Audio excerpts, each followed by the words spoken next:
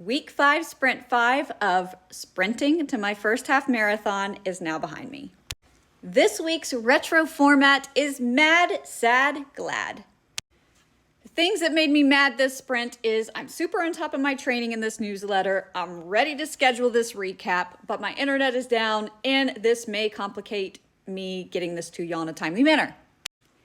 It's also making me mad that there are men walking too close on trails when there's plenty of room, especially when they are walking in groups or when they have big dogs. And I'm mad at myself because I still am not doing great at my fluid intake and I'm still forgetting my water bottle. Things that made me sad are my shoes are new but worn in enough that my feet shouldn't be hurting, and I think that my arch support inserts are actually making it worse. In addition to, I did have my first intake appointment for pelvic floor therapy, which I've mentioned to y'all, but I won't actually be able to start until December, and I don't know if that's enough time to make a difference for my January half marathon. Also, haven't had time to review my metrics up to this point.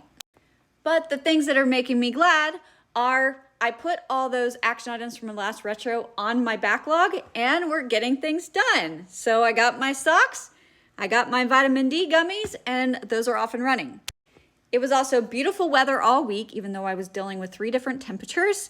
But I had a really cool moment to where I was watching the sunset on one side of the trail and then the supermoon rise on the other side.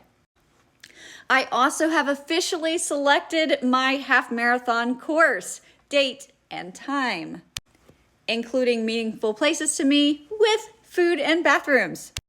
Most important though, it makes me very glad that I feel confident that I can do this.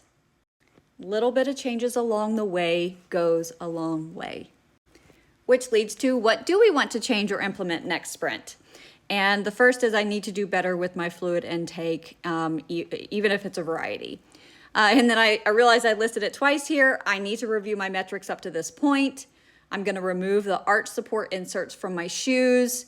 And also use the new performance socks. But then kind of a difficult one that's more frustrating than anything is I need to consider carrying a defense mechanism, whether it is a knife, pepper spray, something that I need to be attentive to, especially as daylight savings time is ending and the reality is I'll often be on the trails when it's already dark.